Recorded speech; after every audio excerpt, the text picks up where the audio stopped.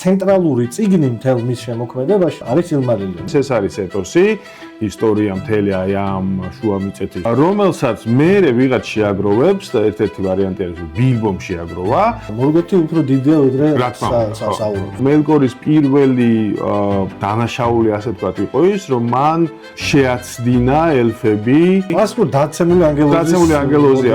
საურონიც იგივეს იმეორებს, საურონმა იგივე გააკეთა უკვე ნუმენორში. ანუ იმან ელფები შეაცდინა, ამან ადამიანები შეაცდინა. ვალინორი არის 64-ია. 64-ც არის, მაგრამ მათ შორის არის ის ნაწილი სამყაროში, რომელსაც ბოროტება არ შეხებია. გენდალფი ვინ არის? გენდალფი არის მაია, ანუ არის საურონის დონის უფრო დაბალი ანგელოზი, არა ვალარი, აინურია ეგეც და გენდალფი და კიდე 4 ჯადოქარი 64-სავით მისცეს ადამიანებს, ხო, ელფებმა. თვითონ შექმნეს რეალურად ადამიანებმა ელფებმა მისცეს მაგის შესაძლებლობა, მისცეს ეს კუნძული და რეალურად ეს არის სახელმწიფო, რომელიც სულ წინ და წინ მიდიოდა, რავი, ყველაფერი ჰქონდათ, ბედნიერად ცხოვრობდნენ.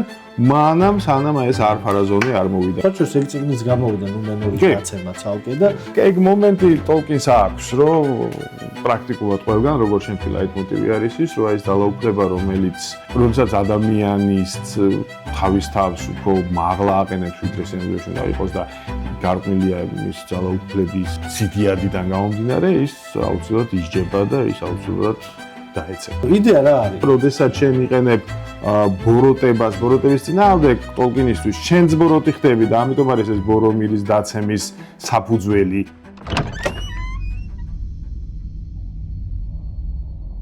მოგესალმებით. დერეფანი ისევ ახალი ეპიზოდით დაგიბრუნდათ. დღეს დერეფნის მე-14 ეპიზოდია. საკმაოდ საინტერესო ფიქრებს ფეხს რისთვისაც თქვენ მინდა მადლობა გადაგიხადოთ პირველ რიგში და იმისთვის რომ ეს ამბავი გაგრძელდეს, გთხოვთ რომ აუცილებლად გამოიწეროთ ჩვენი გვერდი აი ქვემოთ მითითებულ ღილაკზე, დააჭიროთ ზარსაც ხელი რომ ჩვენი ახალი ამბები თქვენთან მარტივად მოვიდეს და რაც ყველაზე მთავარი აუცილებლად მოგწერეთ კომენტარებში ვიდეოების თქვენი შენიშვნები, შეხედულებები, რა მოგწონთ, რა არ მოგწონთ და აუცილებლად გავითვალისწინებთ ინტერაქცია მოკლედ მნიშვნელოვანია. გითხარით ერთ-ერთი წინა რამოდენიმე ეპიზოდის წინ რომ ჩვენ დავიწყეთ პარალელურად ციკლი ჩვენი ეპიზოდებისა გადაცემისა, რომელიც შეეხება პოპკულტურას, ძალაუფლების ამბავს პოპკულტურაში და მე-14 ეპიზოდიც ასეთი სპეციალური ეპიზოდით დაგიბრუნდით. დღეს ჩვენ ვისაუბრებთ ბეჭდების ბრძანებელზე, ჯონ რონალდ როულ ტოლკიენის შექმნილ სამყაროზე, Silmarillionზე, ბეჭდების ბრძანებელზე და ზოგადად იმ შემოქმედებაზე, რომელიც უკვე საუკუნეა, რაც მთელ მსოფლიოში ბევრი ადამიანისთვის შთაგონებაა და ერთ-ერთი საყვარელი ამბავია. ამ ეპიზოდში ამ საინტერესო ამბავს განვიხილავთ და ვილაპარაკებთ საქართველოს ინტელექტ კლუბი რასად როდის მაგისტრთან და ჩემ ძალიან ახლო მეგობართან გიორგი ბაქრაძესთან. მოგესალმებით, მადლობა მოწვევისთვის და საინტერესო თემისთვის. მედია კაი საუბარი გამოვა. იმედია დარწმუნებული რომ კაი საუბარი გამოვა. მეც რომ კაი საუბარი გამოვა, იმიტომ რომ ხო ამ ამბავზე აქამდეც გვისაუბრია და მაგისტრი ბაქრაძე რო საკითხებში კარგად ერგო, ამას არ ჭირდება ჩემგან ახსნა.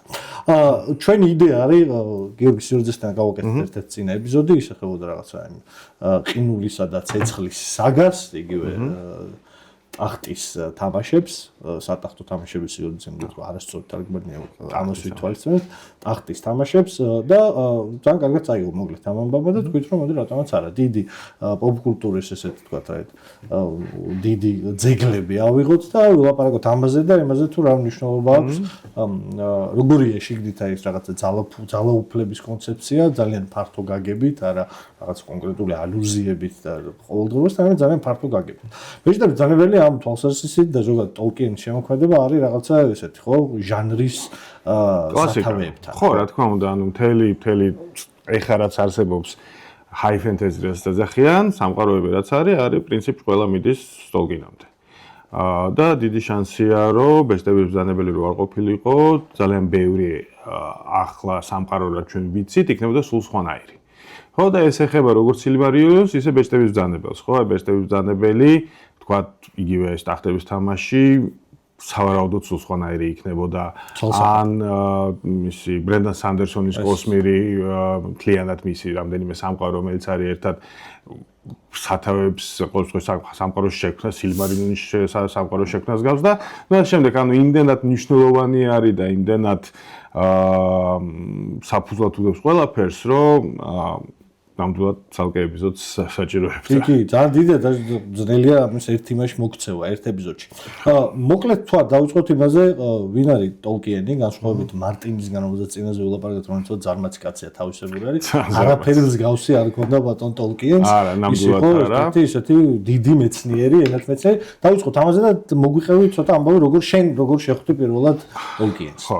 ნუ ტოლკიენი იყო ძალიან მნიშვნელოვანი ლინგვისტი, მსოფლიო კლასის ლინგვისტი იყო და პრინციპში მის წიგნებში ეს ჩანს კიდეც ის ძალიან პედანტურად მიუდგა ენების შექმნას ელმებისთვისაც, ადამიანებისთვისაც და მთელი მისი მიდრეკილება აი ამ ლინგვისტიკისადმი ჩანს ყველაფერში. პროზის რიტმშიც, ალიტერაციებშიც, ლექსებში, რომელიც თვითონ დაწერა ძალიან ლამაზი არის და რომელსაც თვითონ წერს და ამიტომ ეს მისი პროფესია გადაჯაჭვული არის მის ხობისთან, იმიტომ რომ რაღაც თვალსაზრისით მისი ხობი იყო ეს, რომელიც დაიწყო როგორც ბევრი საბავშვო წიგნი იწყება იმით, რომ ბავშვს უკითხავდა რაღაცას და მერე ეს გარდაიქმნა ნაწარმოებად და ამიტომ ეგ უნდა გვახსოვდეს, ხო? ანუ ის არ არის უბრალოდ მწერალი, ის არის გაცილებით უფრო მნიშვნელოვანი ფიგურა თუნდაც ლინგვისტიკის და რაც შეეხება ჩრდილოეთის ენების ლინგვისტიკის ისტორიას. ხო, ეგ არის ამუშავება ყოველსა ჩრდილოური ენების კი. რაც შეეხება ჩემს შეხვედრას, სადღაც ალბათ 80-იანი წლების დასაწყისში, პატარა ვიყავი, 9 წლის, მე მათხოვეს წიგნი ჰობიტი. რომელიც იყო ძალიან კაი თარგმანი, რუსულად იყო, რა თქმა უნდა, ქართულად მაშინ ეს არ არსებობდა, როგორც მაშინ ყველაფერი ქართულად არსებობდა.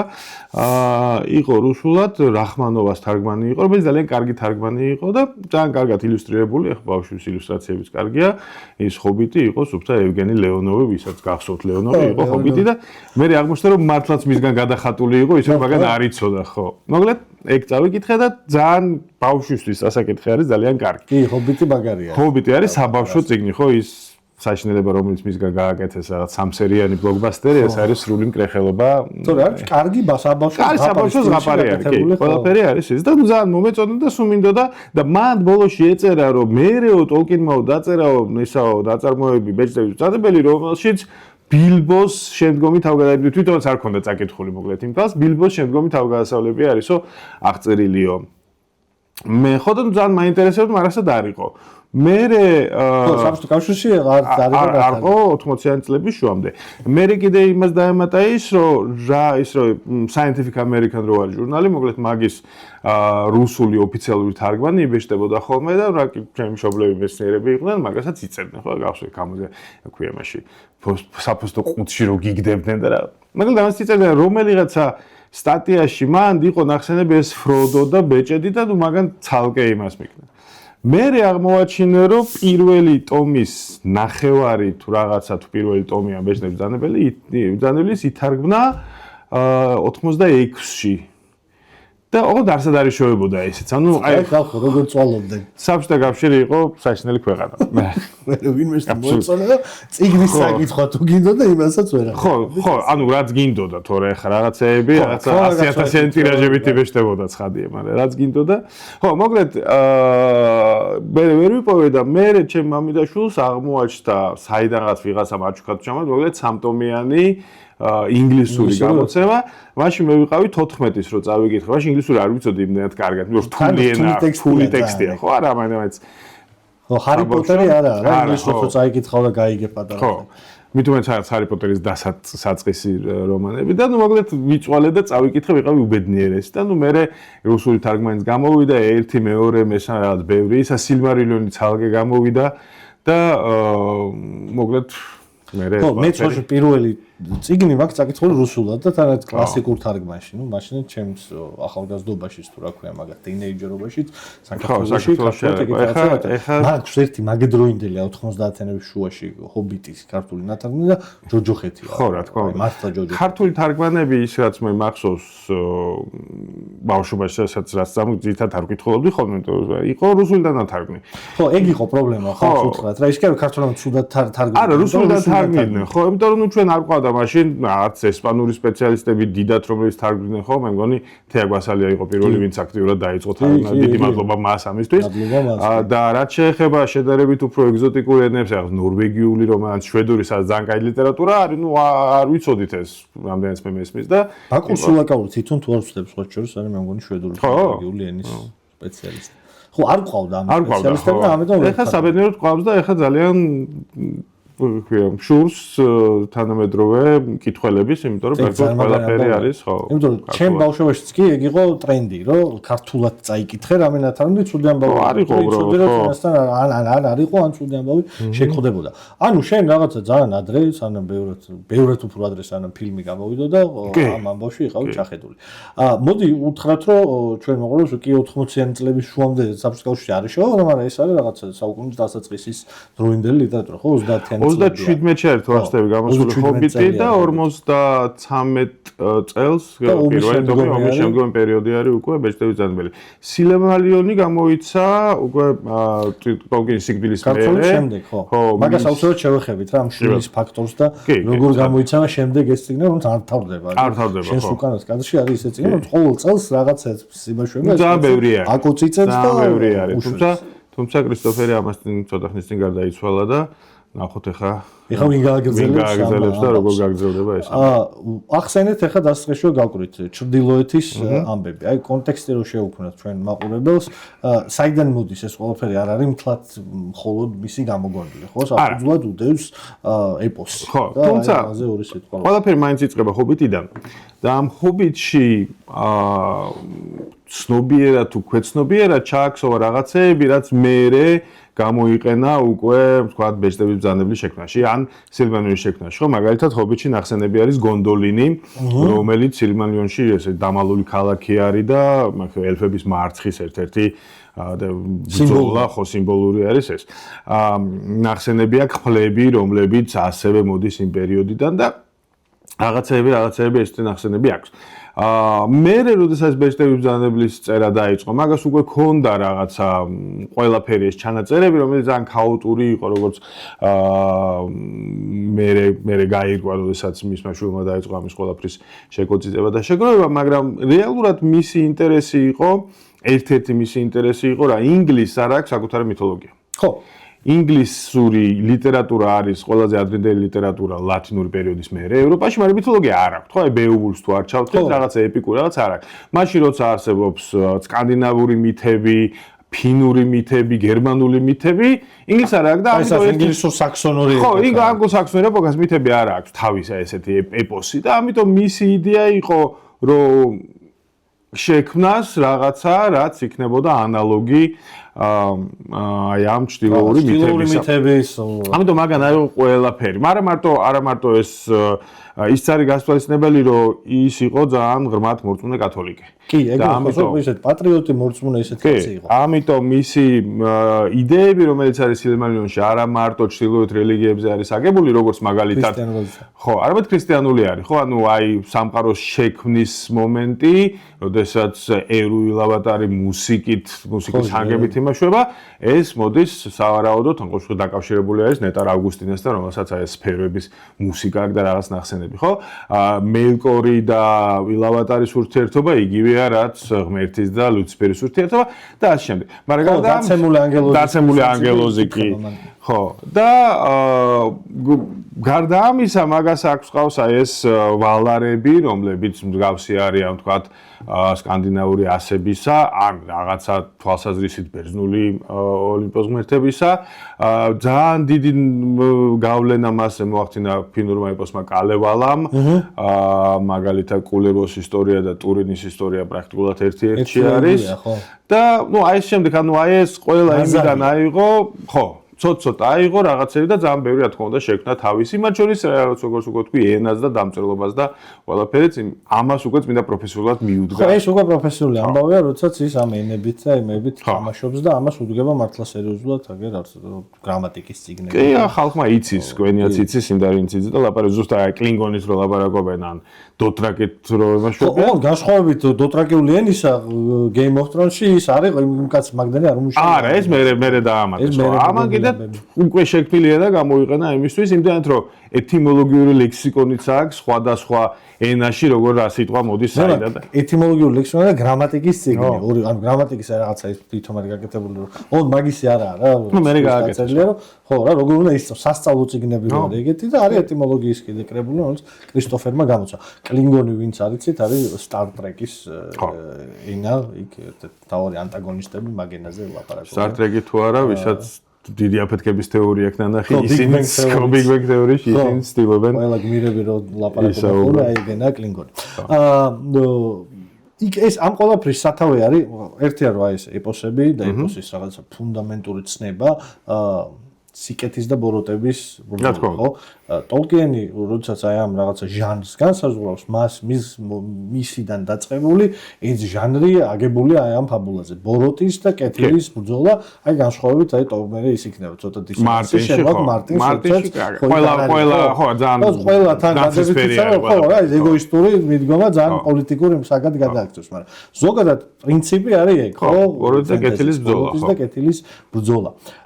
ტოლკიენს გარდა იმისა, რომ არის რაღაცა საკითხები, რომელიც მასზე გავლენას ახდენს, დიდ გავლენას ახდენს მეორე მსოფლიო ომი. ცალსახად. ორი სიტყვით მაგაზე ვილაპარაკოთ, რა არის რეალური ცხოვრება, რა, ეს არის იმ ეპოქის კაცი 30-იანი, 40-იანი, 50-იანი წლების ეპოქის კაცი და ხო, მეორე მსოფლიო ომის დროს ის უკვე 40 გადაცილებული არის და ანუ ის რასაც წერს, ამაზე ახდენს გავლენას ის რასაც ხდება. ხო, რაღაც ეგ ჰიტლერი, აბსოლუტური ბოროტება, მის წინააღმდეგ კოალიცია, ხო და ამიტომ ეგ ძალიან კარგად ჩანს რეალურად ამ წიგნშიც. ორკებიც და მორდორიც რას წარმოადგენს და სიკეთის მხარე იქნება ეს გონდორი თუ როჰანი თუ თუნდაც ელფები, ცალკე რას წარმოადგენს, ხო? ამიტომ ეგ მისთვის არის ძალიან ხშირად ხდება ხოლმე ესე რომ მიდიან მოვლენები გავლენას ახდენს მწერალზე, ხო? ცხადია ამან გავლენა მოახდინა. შეიძლება როდესაც ის უკვე ამთავრებს ამ იმას, ის უკვე ცნობიერად ცდილობს მეორე მსოფლიო ომის ელემენტები გადაიტანოს წიგნში, მაგრამ წერის პროცესშიც, იმიტომ რომ როდესაც ხობიტი დაიწერა, ომი არ იყო და კიდე დეპრესია იყო, ახალი ჩავლილი და შემდეგ, მაგრამ ომი არ იყო ჯერ და შესაბამისად, რაც არ უნდა ფიქრობდნენ იმ პერიოდში ინგლისში ჰიტლერზე, ეს არ აისახება წიგნზე, იმიტომ რომ ჩვენ ვერ ვიტყვით, რომ რაღაცა დოლგულდურის ნეკრომანტი არის ჰიტლერი, რომელიც ეგ ნამეტანი იქნებოდა, ხო? თუმცა ეგეთი ის მოსაზრებას სამიგითხავს რომ რაღაცა განჭვილი და კი რაღაცა. მე მგონი ნამეტანია, თუმცა თვითონ გამოწვეული არის ხო, wishful thinking, რომ მოდი აბა ამასაც მივიღო. მაგრამ მე უკვე ეს საურონი და ის რა ქვია, მორდორი და ეს ორკები, ეს უკვე ცალსახად აი ამ მეორე მსოფლიო ომის გავლენის ქვეშ არის. აბსოლუტური ბოროტება, რომელიც ამახინჯებს ყველაფერს, რაც გავლენას რაც მის გავლენის ქვეშ ხდება. ხო, აი სწორია ეგ, ასე რომ ჰობიტში განსხვავებით აი რაღაცა მართლა ვანდალიზმისა, რასაც წარმოადგენს ის ტრილოგია პიტერ ჯექსონის ჰობიტზე, იქ წიგნს აუცილებლად წააკითხეთ თქვენ შვილებს, ამის წააკითხული წაიკითხეთ, კარგია ამის ბავშვების ასაკში წაიკითხვა. იქ ამხელა ეპიკური ამბავი არაფერი არ არის. ეს არის სულთა ფილმში მოგონილი მიკერებული თემა, ესეთი. სპეციალისტებს რომ 3 სერია გამოსული. ხო, რა, არ არის ამხელა ამბავი არ ხდება. იქ არის ერთი რაღაცა მართლა ექსპედიცია თავგადასავალი აი ამ ჯგუფისა, თორე რაღაცა დიდი გეოპოლიტიკა, რომელიც შემდეგ პიტერ ჯექსონმა ჩააგსო, ეგ ახლა. კაი, მოკლედ რომ შევიდეთ ამ თემაში, ხო? ჩვენი მაყურებლების უმრავლესობა ხა ვინც ამას გაჩერდება, იმდენი ხანი ხან ცეხმე და შემოვლაპარაკეთ ესე იგი ეს ამბავი მოსწონს, მაგრამ მათ შორის დათმობრივად ბევრი ისეთი ადამიანი უყურებს, ვისთვისაც ეს რაღაცა ჩვენ შეიძლება რაღაც ხილში შევიყვანოთ და აღმოვაჩენოთ ეს ყველაფერი. ხო, თქვით რომ ჰობიტი და ბეჭდების ძანებელი არის მისი თავიდან ბოლომდე მისი დაწერილი, მაგრამ ცენტრალური წიგნი მთელ მის შემოქმედებაში, რაზეც ალბათ აი ბევრი უნდა ძირითადად უნდა ვისაუბროთ დღეს, ხო? რა თავიდანვე შენახსენე, არის სილმარილიონი, რომელიც არის მერე შექმნილი კრებული. ძალიან საინტერესოა რა არის რა, იმიტომ რომ რეებისგან შედგება და რა არის რეალურად. მოდი, ანუ ეს უნდა ითქვას, რომ შვილმა მის გარდაცვალების შემდეგ კრისტოფერ ტოლკინმა, რომელიც აგრეთვე ძალიან ისეთი სკრუპულოზური კაცია, მამამისის ნაწერები შეაგროვა, რაღაცა ფორმები მიცა და დაიწყო ამის გამოცემა, სხვადასხვა წიგნის გამოცემა, მაგრამ პირველი და ნუ რეალურად თავარი რაც გამოსცა და საინტერესო არის სილმარილიონი. თუმცა ის უნდა ითქვას, რომ თავის დროზე, როდესაც უკვე ომის მერე ტოლკინს შესთავაზეს ჰობიტის გაგრძელების დაწერა, მაგან მიუტანა ეს სილმარილიონი. ის რაღაცა ჩაკოწიწებული ხო და არ წავიდა. ანუ თქვენ რომ ესო ძალიან ფრაგმენტულია, ხა საგვინდაო რამე ესეთ შეგვთავაზეო და ნუ მე მაქიდან წამოვიდა შესაძლებელი. და მე ხო, მე როდესაც ის გარდაიცვალა 4 წელი თუ არ ვცდები, 73-ში გარდაიცვალა, 77-მდე მუშაობდა ამაზე კრისტოფერი, 4 წელი ის აკოწიწებდა იმას, რაც ახლა გვაქვს. და ან საინტერესო არის ის, რომ ტოლკინისთვის ჩანაფიქრი იყო აი ამ სილმარილიონის, ეს არის ეპოსი, ისტორია მთელი აი ამ შუა მიწეთის თუ როგორც არის ქართულად ნათარგმნი, რომელსაც შუა მიწეთია, ხო? მე მგონი ხო. რომელსაც მერე ვიღაც შეაგროვებს და ერთ-ერთი ვარიანტი არის ბილბომ შეაგროვა და თავისი რედაქტირებით გამოსცა. და რეალურად ეგრეც გამოვიდა, ანუ შეაგროვა, ოღონდ არა ბილბომ, არავით კრისტოფერმა თავის რედაქტირებით გამოსცა, რაღაცა თვალსაზრისით ის რაღაცა სამხატვრო ჩანაფიქრი რაც მაგას ჰქონდა, საფუძვლში აუხდა. და აი ეს სილმარილიონი, რომელიც რამდენიმე ნაწილისგან შედგება, პირველი ნაწილი არის სამყაროს შექმნა, მერე არის ვალარები და მერე აი ეს კონფლიქტი ელფებს შორის, ეს და მნიშვნელოვანი არის მისთვის, როდესაც აი ამ ну, მან ხო როგორ არის თავიდან ზედამთვარე არ არის ორი სანათი, ხო, რომელიც ნათობი როგორც არის, რომელსაც ქვია იმ პერიოდის სამყაროს კიდეებზე ქვია დაამარცხა ხო იქ არის რომელსაც მერე მელკორი რომელიც ჯერ არის მორგოტი დაანგრევს და ამის მერე შემდეგი ეტაპი არის ხეები ორი ხე რომლებიც ანათებენ ყველაფერს ორი ცენტრალური ხე რომელსაც ძალიან მნიშვნელოვანი მოვლენა იქ რომელსაც მერე უნგულიანთის დახმარებით უბრალოდ უნგულიანთი და შელობი რო არის შელობი არის ბეჭდაჟანში ობობა დიდი ვერტალა და უნგულიანთი არის მისი წინამორბე დედა ის გამოწვევს სინათლეს ამ ხეებისგან და ამით ეს ხეები მოკლედ და მხოლოდ ამის მერე იქნება მზედამთვარე ამ იმაში ან დარჩენილი სინათლე და ტოლკინი კონკრეტულად ამბობს რომ ის სინათლე მზის და მთვარის რომელიც ახლა გვაქვს ჩვენ ანუ იმ ხალხს ხო ეს არანაირი შედარება არ არის იმასთან რაც იყო ამ ხეების სინათლე და იმ ნათობების სინათლე ხო ამიტომ ეგ და მნიშვნელოვანია თქო და სილმარილების ამბავი, როდესაც ფეანორმა ხო, როდესაც ფეანორმა გააკეთა 3 სილმარილი, სადაც იყო აი ამ ხეების სინათლე და მხოლოდ მათში იყო ამ ხეების სინათლე და მოკლედ მე ძალიან დიდი მნიშვნელოვანი ნაწილია აი ამ სილმარილების არის ეს კონფლიქტი ფეანორისას დანარჩენ ელფებთან, იმიტომ რომ ფეანორი ჩავარდა ხიბლში და თან სიამაღეში, რომ აი ის არის აი რაღაცა ის არის სილმარილების პატრონი და არავის არ გაუყოფს და წევლა რომ ვინც კი რაღაც აეპოტინება ასე თქვა თუ არ დაუგებს ყველა და ასე შემდეგ ხო დიდი ნაწილი ამ კონფლიქტისა არის აი ფეანორის გარშემო და ის ფაქტიც რომ ელფებს შორის არის დაპირისპირება ფეანორისა და ტელერის ანუ ერთ-ერთი ელფების ერთ-ერთი ხალხ შორის, როდესაც ის გემებს ართმევს და დაუწევს და შემდეგ ხო ეგეც მნიშვნელოვანი ის არის.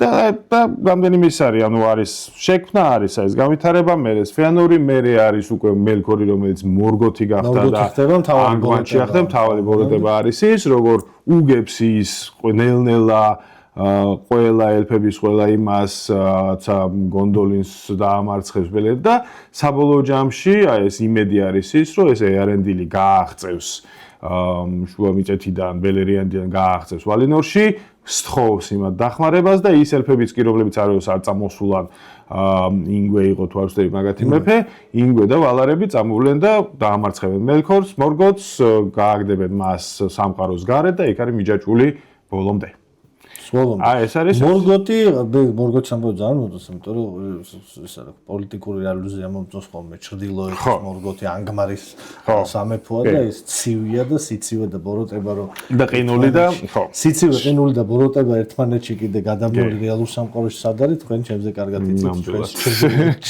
ჩვენს ჩრდილოეთში მორგოტი თუ მორგოტი უფრო დიდია ვიდრე საურონი. საურონი ხო ისეთი. საურონი სახური იყო.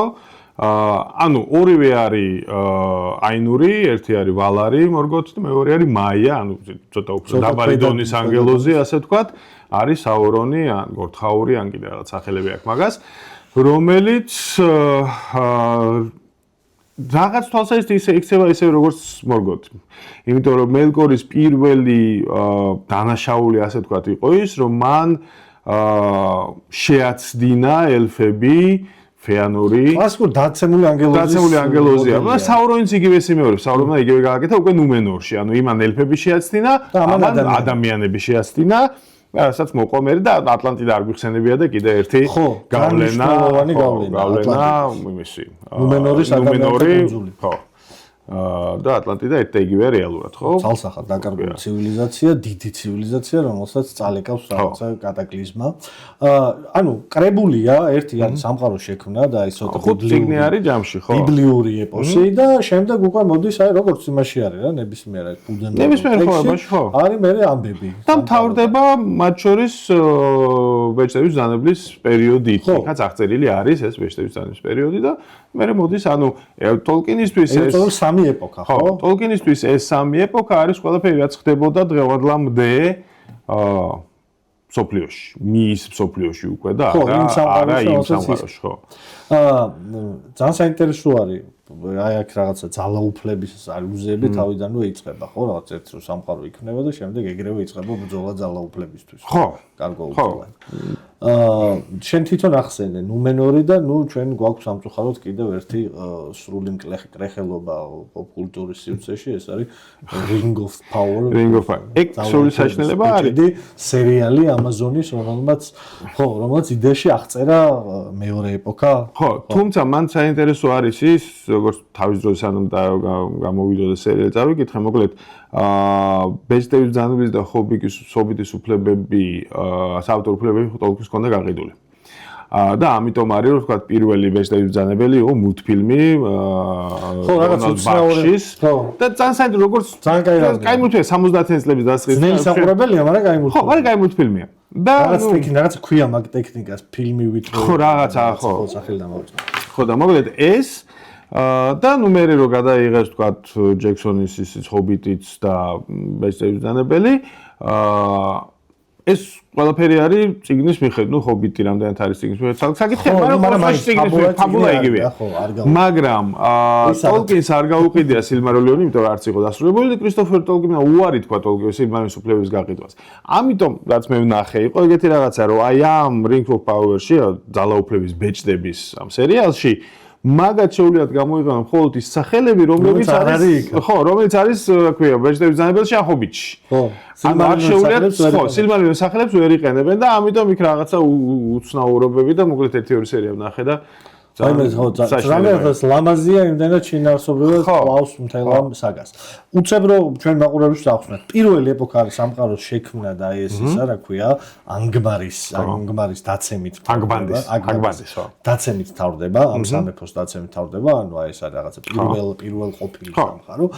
მეორე ეპოქა არის ის რაც ნუ მეტნაკლებად მაგ სერიალში აღწერილი, მაგრამ ეს ნუმენორის ამბავია, ეს ატლანტიდის მითი და მესამე ეპოქა ეს არის უკვე ის ახალი ეპოქა რომელშიც შეაბიჯებს რომელიც გვირგვინდება უკვე ბეჭდების ბრძანებლით და მე ეწება მეოთხე ეპოქა რეალურად. რომელიც აი უფრო ხო მე და მეოთხე ადამიანებს ეპოქა იწყება იმ მომენტიდან ისინი მიდიან, ყველანი მიდიან, ვინც კი ბეჭდით შეხებია ყველა მიდის იქიდან, მათ შორის სემი ხო, ანუ და არა მარტო ელფები, არამედ ყველა რა, ყველა ვისაც კავშირი ქონა ამას, ისინი მიდიან და ეგაა სულ. მიდიან ვალინორში. ვალინორი არის ძალიან მნიშვნელოვანი ამბავი, რომელიც მთელ საგას, ყველა წიგნს მიყვება. რო ვთქვათ ჩვენ მაყურებელისთვის რა არის ვალინორი? ხო, ვალინორი არის 64-ია? 64-იც არის, მაგრამ მათ შორის არის ის ნაწილი სამყაროსი, რომელსაც ბოროტება არ შეხებია, ასე ვთქვათ და ვერ ეხება და პირველი ეპოქის ბოლოს ეს ვალინორი გამოაცალკევეს მთელ დანარჩენ იმას და ამიტომ ვერავინ ვალდერამდე ვერ მიდის. დაფარულია. თუ მას ამის უფლება არ მისცეს თავად ვალარებმა და ეარენდილი არის მაგის მაგალითი. ხო. მატერიკია რა, კუნძული დიდი კუნძული. დიდი კუნძული არის, რომელიც არის ცალკე და იქ ცხოვრობენ მათ შორის ის ელფები, რომლებიც არავის არ ყოფილან, არ დაბრუნებულან შუამიწეთში, რომელთა მეფე არის ინგვე. ნაწილი ელფებისა, რომელიც ნოლდორებისა, რომელიც იქ დარჩნენ, ნაწილი რომელიც წამოვიდა აქეთ და ხო, ამიტომ ეგ ცალკე არის და ნუ 64-ც არის და მათ შორის ელფების სიკვდილის მერე ისინი მიდიან ისე ვალინორში. ხო. და ამის მაგალითია გლორფინდელი და ისეთი ცნობილი ელფი, რომელიც ცნობილია გონდოლინის დაცემისას ბალროგი მოკლა და თვითონაც დაიღუპა ამ დროს და მე ჩვენ ხვდებით უკვე ბეჭდების ძანებელში, ოდესაც ფილმში არვენი არის, იმიტომ რომ ხო, წიგნში არვენს დიდი არაფერი როლი არ აქვს, ხო? არავითარი თითქმის. მაგრამ ფილმში წიგნში არის გლორფინდელი და გლორფინდელი დაეხმარება ფროდოს ნაზგულებისგან გაქცევაში და რივენდელში მიიყვანს მას. უკვე, რა ქვია, დაჭრილს და სულ დასაწყისში პირველი ეს არის, ხო? ამიტომ ძალიან მნიშვნელოვანია რომ წიგნი წაიკითხოთ, იმიტომ რომ მართლა ძალიან მაგარი წიგნია და მართლა ბევრად უფრო დიდი რამ არის, ვიდრე ის კარგი ტრილოგია ბეჭდების ძანებელის იშვიათი გამონაკლისია ტოლკიენის ეკრანიზაციებში, რომ მართლა კარგი არის. ხო, თუმცა მე რაღაცები არ მომწონს და მაგაზე ჩემ ტოლკიენის მეგობრებთან მიგამათია. არ მომწონს პირველი. მე არ მომწონს ტომ ბომბადილის უგულებელყოფა. ტომ ბომბადილის უგულებელყოფა ცალსახეში არის. მე არ მომწონს ფროდო როგორიც არის. აი, როდესაც ფროდო უბრალოდ კი ფროდო იმდანთან როგორც ფარამირი როგორიც არის. ფარამირი, რომელიც ცნობიერად წიგნში ამბობს უარს ბეჭედზე და უშვებს მთელი მუამი ამ პერსონაჟს არის ის, რომ განსხვავებით მისი ძმისგან, რომელიც შეცდა და ის არის აბსოლუტურად სუფთა და ისა და იმ წიგნში მაინც ბეჭედს რაღაც მომჩ ხო, ნუ მერე მოუტრიალდება და მერე და აბელის ამბავი არა, რა წასახად კარგი და არა, ესეთი. ხო და ეგ მაგალითად ეგ არ მომწონს და ნუ მოკლედ ბევრი რაღაც მომენტში ეგ ჩემს ყველაზე მნიშვნელოვანი გადახრა. ტომ ბომბადილი, რომელიც არის მართლა უნიშნულოვანი პერსონაჟი, ის არ არსებობს. ხო, თუმცა არავინ არ იცის ვინაა ტომ ბომბადილი. უამრავი ვერსია არის იმას ვინაა ტომ ბომბადილი, მათ შორის რომ ის არის მანვე, ანუ თავარი ვალარი, რომელიც რაღაცა თავის ერთობა და არც არაფერი მას არ უნებს და არის თავისთვის. არ ვიცი, მართლა არ ვიცი ვინ არის. არის ახლა რაღაც დავიკითხე, რომ ცალკე მასზე სერიალის გადაღებას აპირებენ და ამაში გამოჩნდა შენ ორი ეპიზოდი გაქნა ნახე და მეტი არა, აქ გამოჩნდა ბოლოს ეპიზოდში, დაგასპოილერებთ, რომ ხო. უცნაურად, ძალიან უცნაურად და არაფერი რო არ უნდა იქ ისე. მაგრამ გამოჩნდა სავარაუდოდ ხო, იმიტომ რომ ხო შეუძლია ვიღაცა შეეძლო ხო შეიძლება. სამწუხაროდ ბევრი ეგეთ რაღაცას ვნახავ. ნუმენორზე აი ძალიან მინდა მაგას გავჩვენოთ, იმიტომ რომ ძალიან მნიშვნელოვანი ამბავია. სანამ ნუმენორზე გადავთ, უცებრო ვთქვათ ჩვენი მაყურებლისთვის. ეს არის სამყარო, სადაც მარტო ელფები და ადამიანები არ არიან. არიან ელფები, არიან ადამიანები. ელფები ცოტა ისეთი გამორჩეული და ადამიანები და არიან კიდე სხვა არსებები. არიან დვორფები, გნომები. ხო. საერთოდ საინტერესო, ანუ გნომები ჩვენთან სხვა ხალხად აღიქმება, იმიტომ რომ გნომი არის რაღაც პატარა რაც ესეთი და იქ დვორფი რაც არის ნუ პატარა ზომით შედარებით, მაგრამ მეომარი, მებრძოლი, ესეთი ის არის. ხო, ამიტომ ბევრგან მაგ წაკითხული რეკომენდაცია, რომ იმედ დვორფები უნდა დაუძახო და არა გნომები. არა გნომები. ხო, და ხო, ეგ ცალკე საინტერესო ის არის, ანუ დვორფები გააღვიძა ერთ-ერთმა ვალამ. ხო, ეგ არის სხვანაირად შექმნილები არიან, ხო და მან შექმნა ეს ისინი და მანვეს მერე არ მახსოვს აულემ თუ არცდები შექმნა ეს დვორფები და მე ბოდიშს უხდი და მანვეს რომ აი ესე და იმან თქვა კაიო იყვნენო, მაგრამ ნუ გააღვიძებო სანამ ადამიანები არ გაიღვიძებენო და თიხის თუ რაღაც შექმნილები არიან ეგეთი ამბავია ხო და ესა მაგრამ უდიდესი რასაა რა ამ ცალკე რასაა მან ხო კიდე ის თქვა მინდოდა მე რაღაცას გადავედით სიკვდილის ამბავი არის საინტერესო ელფების სიკვდილის მერე მიდიან ვალინორში და შეიძლება რომ დაბრუნდნენ მაიაც გენდალფის მაგალითიც ეგ არის, ხო? ანუ მას მიეცა უფლება, რომ დაბრუნებულიყო და დაესრულებინა თავის საქმე. ოღონდ მხოლოდ დასრულება ერთ დაბრუნდა. და ზოგადად ელფების ისინი მიდიან, რა ქვია, იმ კაც მაედროსი მიშვილი. მოკლედ, ერთ-ერთი ბალას, რომელიც განაგებს აი ამ ელისეს მინდვრებს, იმ ქაურელისეს მინდვრებს შეუძლია დაბრუნდნენ. და ადამიანის სიკვდილი არის საბოლოო და არავინ არ იცის ერუს გარდა სადმიდიან ადამიანები. ხო, და ერთადერთი გამონაკლისი არის ეს ბერენის და ლუჩენის ამბავი, როდესაც ლეგენდა, როდესაც ბერენი სიკვდილის მერე დააბრუნეს უკან და მისცეს უფლება, რომ შეძლოს ბოლომდე გაეტარებინა დრო ლუჩენთან ერთად. და ის უნდა ითქვას, რომ ბერენი ძალიან მნიშვნელოვანი ფიგურა არის და ლუთიენის ტოლკინისთვის, იმიტომ რომ მის და მისი მეუღლის საფლავს აწერია ბერენი და ლუთიენი, იმიტომ რომ მაგათთვის მისთვის ეს ხო, ნამდვილ საფლავს, ხო. რაღაცა მისი სიყვარულის ისტორია. საერთოდ თავის თავზე ხშირად დაუწერია ეგ, რომ ალუზიას უაკეთებს ჰობიტზე. ხო. ხო, რა ცხოვრები, არა, იმიტომ რაღაც პადრო გიგანტი კაცი იყო საკმაოდ. დიდი ხო, მოზდილი, იმიტომ რომ მაგრამ ეგ უყვარდა რა. სამყარო რა, ეს რაღაცა ჩიბუხი, კაიჭამა, სახლი, ორი საუზმე, უიუჩი ცხოვრება ეს რაღაცა ფაჩუჩება მოცმული. ხო, ზუსტად ხო. სულ იძახეს რომ ჩემი ყველაზე მეტად მე ესენი მგვარი. ჯუჯები, ადამიანები, ელფები, ჯადოქრები, ყველა საინტერესებს ეგ ამბავი. გენდალფი ვინ არის მთელი ბავშვობა იყო ჯების გარშემო ამაზე. გენდალფი არის მაია. ანუ ნარევი ამბავი. გენდალფი არის მაია, ანუ არის ესეთი საურონის დონის უფრო დაბალი ანგელოზი, არა ვალარი, აინურია ეგეც და გენდალფი და კიდე 4 ჯადოქარი, რასაც ერთ და არქვე ჯადოქარი იყო გაგზავნილი მეორე ეპოქაში, აი სწორედ საურონთან საბრძოლველად, ხო. გენდალფი, რადაგასტი, გენდალფი, სარუმანი, რადაგასტი და 2 ცისფერი თუ ლურჯი ჯადოქარი, რომელიც მალევე დაიკარგა და არავინ არის მაგას შესახებ და გენდალფის სახელი იყო ოლორინი, რომელიც მე მითრანდის დედახდნენ შუამდინარეთში, მითრანდის დედახენ ადამიანს, გონდორში მაგალითად რო ჩადის მითრანდირი არის, ხო და ნუ ჩვენ ვიცით როგორც გენდალფი. და სარუმანი, რომელიც შეცდა, რომელიც მათივე ის იყო, ხო და უფრო ძლიერი იყო მათში, პირველი იყო მათში და ასევე აქაც ძალაუფლების მომენტიც არის, ანუ შეიძლება მას არ ქონდა აბსოლუტური ძალაუფლება, ხო, როგორც აქტონის იმაში არის. მაგრამ ქონდა ძალაუფლება მის გარყვნა. და შიშმა, იმიტომ რომ მან პალანტირში ნახა ის, რეალურად ისი დანახვევაც მისთვის საურონს უნდოდა, ისევე როგორც დენეთორმა თავის დროზე და აი ამან აიძულა გადასულიყო სარუმანი საურონის პალანტირი არის, ხო, ბურთი, სადაც მომავალი, არა მარტო მომავალი, ყველაფრის დანახვა შეგიძლია თუ საკმარისი უნარები გაქვს ამისთვის და როგორც აღმოჩნდა, დენეთორს საერთოდ არ ქონდა მაგის უნარი, იმიტომ რომ ყველაფერს იჯერებდა რაც საურონი ანახებდა, თუმცა არც სარუმანს გამოაჩნდა ეს ძალა. ხო, სარუმანი კაი მაგალითია, ისა რა, როგორც სიკეთის ისა სიმბოლო ერთ-ერთი და ძალაუფლება ამითი უპყრია, როგორ ირყუნება, ხო. კარგად და წიგნშიც როგორ ხდება მოკავშირე საურონის. მაინც უნდა თქვათ, რომ კრისტოფერი ითამაშობს საურონს და იყო დიდი მსახიობი, იყო ერთადერთი, ვინც შეხვედრია ტოლკინს პირადად. ლაივში, ხო, და თვითონ ყვება, რომ ოქსფორდში ვიყავიო, სადღაც ჯან მაკენას არ შეხვედრია. არა. ოქსფორდში ვიყავიო და ბარში ვიყავითო და ჩემ მეგობართან ერთად, მითხრა, ნახე ვინ შემოვიდა პროფესორიო, მაგას პროფესორს ეძახდნენ ტოლკინს და თუ გინდა გაგაცნობო და არ მინდაო, მოკლედ ეს მიყვა და გააცნო. და მეორე საინტერესო ის არის თვითონ კრისტოფერი იძახდა, რომ ერთ-ერთი მის საყვარელი წიგნი იყო ეს, ქვია ბეჭდების ბრძანებელი, სულ კითხულობდა და უნდოდა ძალიან გენდალფის თამაში. მაგრამ უკვე ასაკში იყო, რომ ესაც ამ ფილმს იღებდნენ და სერიან მაკელენი აირჩიეს ამისთვის და იან მაკელენი ყვება, რომ პირველად რომ შევხვდიო კრისტოფერ ლისო და რა თქმა უნდა რიდი მქონდა ახლა მომხელა ის ხო? კრისტოფერ ლიი არა დიდი მსახიობი და იმან ესე რო დამიოსანოს რაღაცაო, იმანო ვერ მივხვდიო იხუმრაო წერდო თქვა მე უნდა ყოფილიყავი გენდალფია და თან თავისი დამახასიათებელი ხმით.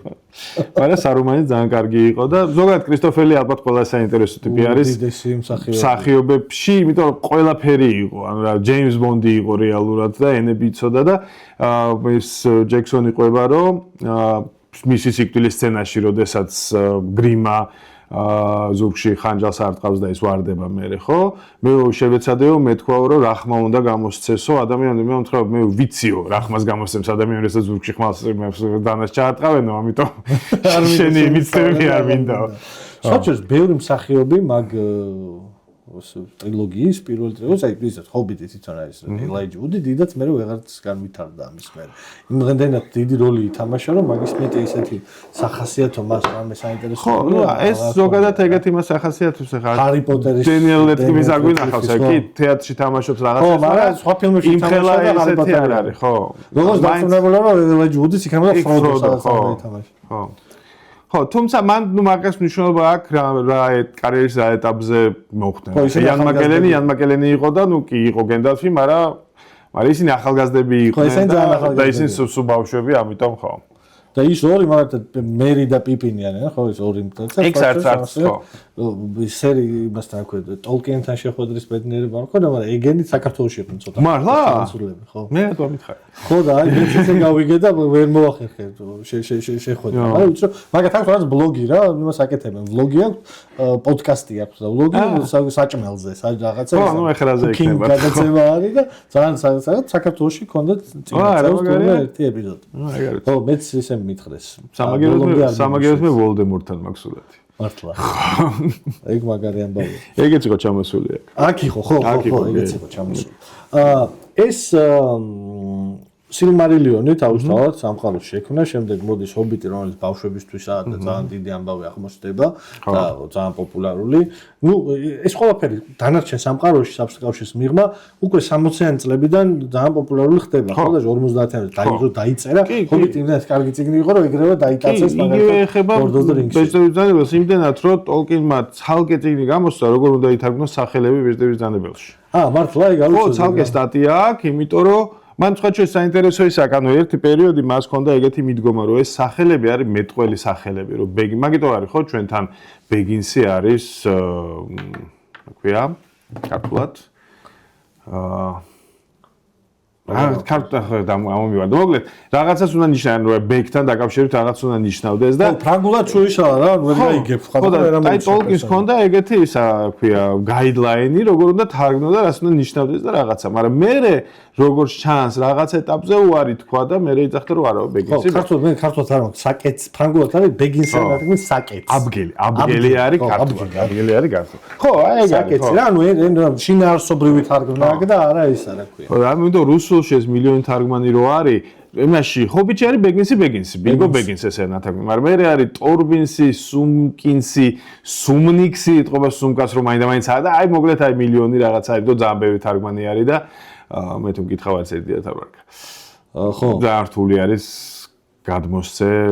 ხო, ნუ ძალიან სპეციფიურად ანგლოსაქსონიდან წამოსული და ინგლისური ტექსტი არის, ხო. ინგლისური ტექსტი და ხო, თუ ამის საშუალება გაქვთ, აუცილებლად ჯობია რომ წაკითხოთ ინგლისურად, ვიდრე რამე სხვა ენაზე მათ შორის. მიხოთ იმის რომ ქართული ახალი თარგმანი ძალიან კაი თარგმანი არის. კარგია და ძალიან კაი თარგმანი არის და ნამდვილად რეკომენდაციას გაუწევ ვისაც ხდება რაღაცა ფენომენი. ფენომენი როდის ხდება? როდის იწყება ამის რაღაცა ისეთი ფან ბეიზი, ასე ვთქვათ. ეგ ფილმამდელი ამბავია შენაზე თუ ფილმის მერე ხდება? ორი ტალღა არის, ანუ ფილმის მერე დაემატა ამას ძალიან დიდი ფან ბეიზი სავარაუდოდ. მაგრამ ფილმამდეც იყო. ის არის გასათვალისწინებელი, რომ ინფორმაციის გავრცელება და ურთიერთგაცვლა გაცილებით რთული იყო ინტერნეტულ ეპოქაში. ამიტომ იყო თქვა ტოლკინის კლუბები და ხალხი ვინც ლაპარაკობდა ამ კვენიაზე და სინდარინზე, მაგრამ ისეთი ის არ იყო, ანუ ფილმის გამოსვლა დაემთხვა იმ პერიოდში ინტერნეტი გახდა მასობრივი, ხო, მათ შორის ჩვენთანაც. და ამიტომ ამან დამატებითი ბიძგი იმას შეუქმნა იმას, რომ რაღაცა განხილვები, ფორუმები, მერე ვიკიპედიის შექმნეს ერთად ცალკე ვიკი, ტოლკინის და ბეჭდების ძანების და ასე ვიკიები და ასე შემდეგ. ამიტომ მაგას რა თქმა უნდა დიდი როლი ჰქონდა ფილმს პლუს ინტერნეტს იმაში, რომ ეს კიდევ უფრო მნიშვნელოვანია. მანამდე ძალიან ვიწრო გიკური ამბავი. მანამდე ალბათ უფრო ვიწრო არის. თავს ვერ დავდებ, მაგრამ ალბათ უფრო ვიწრო არის. ძალიან პოპულარული არის, ყველა კითხულობს, მაგრამ აი ის მომენტი, რომ ყველა არა მარტო კითხულობს, არამედ განიხილავს და რაღაც ფანფიქშენი იწერება და რაღაცეები. ხო, თუმცა ფანფიქშენი ძალიან ბევრი არის, ხო? იმიტომ რომ ყველას უნდა გაგრძელება, ხო, ყოველთვის ეგრე არის, რაღაცა რომ თავდება. ხო, რაღაც რომ თავდება შენ გინდა რომ კიდე იყოს, ხო და მაგი ეგ არის სიტყვას Sherlock Holmes-ის Conan Doyle-ის სიკვდილის მერე ეგრევე წამოვიდა ვიღაცები ვინ Sherlock Holmes-ზე წერდნენ. კი, და მე და ხო, ეხლა და იგივე არის აქაც, ხო და მაგალითად რუსეთში იყო ხალხი ვინც წერდა Nick Perumov-ი მაგალითად, რომელიც გააგრძელა და ნუ და ხო, მე მაგ ეგრა ზავეთ კალცა იმის რა ქვია, ავტორი აღარ მახსოვს. ხო, არა არის კიდე последний кальций носес და რაღაცე მილიონი არის.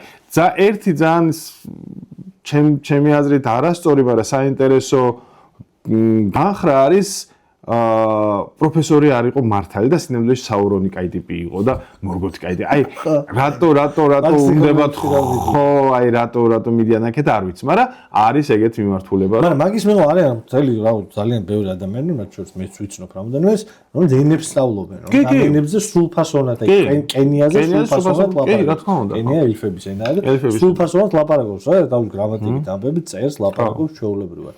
ეგ განხრაც აქვს ტოლკიენს განსხვავებით სხვა ბევრი იმისგან. ხო, არა, ეგ ანუ ტოლკიენის სამყარო ძალიან ისეთია თვითკმარი. ეკონომიკას თუ არ ჩავთვლით. ხო, ეკონომიკა არა აქვს. არა აქვს, ფული აქვს, რაღაცა ნახსენები აქ-აი, რაღაცა ვიცით რა ტიპის ფული იყო გონდორში და რაღაცა ის პონი ბილი, რომელიც 4 ვერცხლის პენიღი და თუ რაღაც დააშენდა, ხო? ეს მომენტი აქვს. სილმარიონში საერთოდ არ არის ეგეთი რაღაცა, არ მახსოვს. სილმარიონი ამ თვალსაზრისით სილმარიონი უფრო ისეთია რა, ტექსტი შინაარსია, ხო?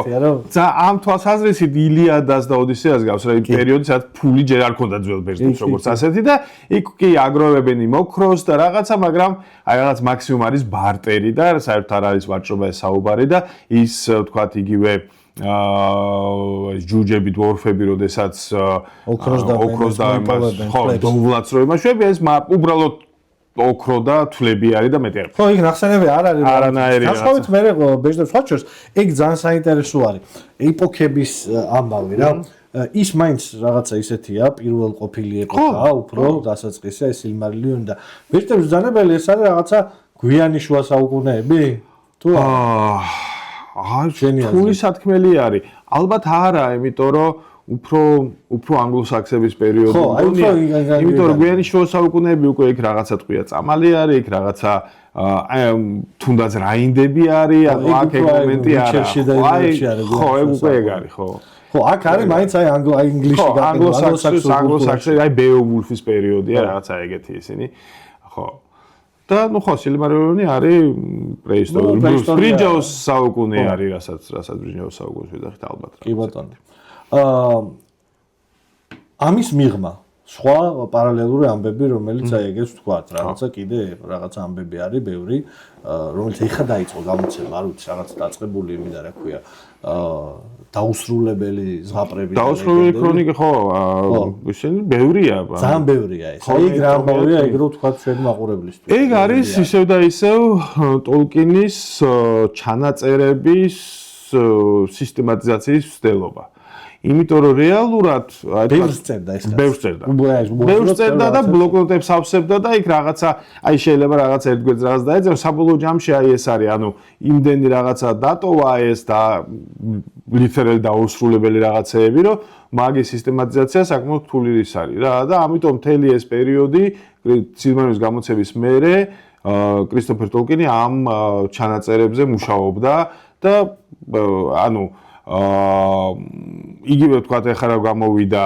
ჰურინის შვილების ისა რომელიც ცალკე ნაწარმოებია რეალურად ცალკე წიგნად არის და ეს დაუმთავრებელი ისინი და ალბათ კიდე არის იმიტომ რომ ძალიან ბევრი იქნება არქივში და სავარაუდოდ ნახოთ ვინდა როგორ გააგრძელებს ამ საქმეს ოჯახში მაგრამ ხო ეგ ბევრი წერდა თავისთვის წერდა არა გამოსაცემად ბევრ რაღაცას, ამიტომ არის რომ იქ რაღაც შეუსაბამობები არის და არ ემთხვევა ერთმანეთს ან რაღაცა არათავსებადი არის ერთმანეთთან, სხვადასხვა ფრაგმენტები ხო, მაგრამ ნუ მთელი იდეაც მისთვის ალბათ ეგ იყო რომ ვიღაცა რომ ამას ჭირდებოდა რედაქტორი, რომელიც მე რაღაცნაირად ერთ სრულ სურათს შექმნიდა. რამდენად გამოვზდის ეს ტოლკინს ყოველ შემთხვევაში მე ვერ ვიტყვი რომ ეს 12-ომი წაკითხული მაქვს ამ დაუსრულებელი ამბების არ მაქვს მაგრამ თული საკითხავია თან არ არის მარტივი წასვლა ხო რა თქმა უნდა იმიტომ რომ ეს არ არის ნაწარმოები ხო ეს არის რომანი ეს არის ჯდები და არ მიყვები ხო ეს არის ჩანაწერები რომელსაც უნდა გაცილებით მეტი დრო და ყურადღება მოგვიყვარდეს ეს. ჩვენ დროს არ გვაქვს. სამწუხაროდ. ეგ მომენტი. ნუმენორე ცოტა ხანი რომ დაუბრუნდეთ, იმიტომ რომ აი ეს მინდა რა ეხლა რადგან სოციალს აი ამ ამბის ფანები ძალიან ბევრს ლაპარაკობენ ამაზე, მიუხედავად იმისა, რომ ჩვენ არ მოგწონს და არაფერი მოსწონი არ აქვს იმ სერიალს. მაინც ამ სერიალმა რაღაცა თავისკენ წაიღო ყურადღება. იმიტომ რომ ამბავია საინტერესო. და ეხლა ვიცი რომ კიდე იმაზე ესეც ოფიციალური ამბავია ხო, რომ კიდე რაღაცა საგას აპირებს პიტერ ჯექსონი გოლუმისის ანუ რაც შეიძლება უნდა ითქვას რომ თავდამაყრე მოგონილია ხო რა თქმა უნდა ეს უკვე აღარსად არ არსებობს მაგრამ ისევ და ისევ საავტორო უფლებები არის ამიტომ ნუმენორის ლეგენდა საინტერესოა იმისთვის რომ გაიგო ერთი რომ თქვათ მართლა საინტერესო არის და გაიგო ადამიანების როლი ამ სამყაროში ძალაუფლების აგრეთვე რაღაცა წყარო და მე ეს თვითონ ბეჭდების დანებაში ბევრჯერაა ხო აი გონდორი ადამიანების თავარი სამეფო ერთ-ერთი არის ხო პირდაპირ შთამომავალი ხო ამის რა ქვია ნუმენორის ხო უნდა ითქვას რომ შუამიწეთში კი ცხოვრობენ ეს სხვადასხვა ხალხები მაგრამ ამ სხვადასხვა ხალხებს უნიკალური სამეფოება ელფებს ერთი სამეფო არ აქვს ადამიანებს ერთი არ აქვს რა აქაც ეს შუა საუკუნეებში ხო ძალიან სწორი არის ანგლო-საქსონური მოდელი ხო ეგ არის პატარა სამეფოები რაც იყო ხო ეგ არის მერსია მაგალითად რა ხო სასექსი უესექსი ხო აი ეს ძალიან გავს ამბობს რა როჰანის სხვა შორის და ენა რომელზეც როჰიმი ლაპარაკობდა არის ანგლო-საქსონური. ბევრი სიტყვა არ აქვს ტოლკინს, მაგრამ აი ამ იგივე ამ დანართებში და რაღაცების ჩანს რომ იმ ანგლო-საქსონური მას იყენებს. ხო, გონდორი და ნუმენორი საინტერესოა რა თქმა უნდა. ნუმენორის ლეგენდა რა არის რომ რაღაცა 60-ხესავით მისცეს ადამიანებს, ხო, ელფებმა. ხო, 60-ხესა, ну, თვითონ შექმნეს რეალურად ადამიანებმა ელფებმა მისცეს მაგის შესაძლებლობა, მისცეს ეს კუნძული და რეალურად ეს არის სახელმწიფო, რომელიც სულ წინ და წინ მიდიოდა, აი, ყველაფერი ქონდათ, ბედნიერად ცხოვრობდნენ. მანამ სანამ ეს არ ფარაზონი არ მოვიდა მეფე და საურონი არ ჩავიდა და არ შეაცდიდა ის. ანუ აქ არის რომ ადამიანები მნიშვნელოვან როლს თამაშობენ მორგოთის დაცემაში და ამის სამადლიეროდ ასე ვთქვათ ელფები აძლევენ საშუალებას სადღაც ზღვაში შორს შუამიწეთიდან აღმოცენდება ეს რაღაც ძალიან მაგარი კუნძული რომელიც ალკოტია იქ განსხვავებული ადამიანები ცხოვრობენ დიდი ხანი ცხოვრობენ უფრო ვიდრე ადამიანები შუამიწეთში თქვათ ელფები არ არიან და უკვდავენ ხო მაგრამ უფრო დიდი ხანი ცხოვრობენ ხო და ნუ ამის არაგორნი რეალურად რომელიც მათი შთამომავალი არის ცხოვრობს დიდხანს ხო ვიდრე შედარებით სხვები ხო იმიტომ რომ წიგნის დასწრი შეიძლება 80 და რაღაცა წლის უკვე ხო ძალიან დიდი არის და აქვს თავის დინასტია, სხვა შორის ეგ წიგნის გამოვიდა ნუმენორის დაცემა ცალკე და ეს ისაა რა, თქვა რაღაც ქართულ ცხოვრებასაც ავიგეთ, ქრონიკები არის, სამეფო ქრონიკები, რომელიც აღწერს ამბავს. ანუ აქაც რაღაცა ამბავი თავდება იმით, რომ საურონი მიდის იქ, მოატყუებს, რომ ისიც არის მათიანი და დაეცემა ეს ანუ გაიყუნება და დაეცემა.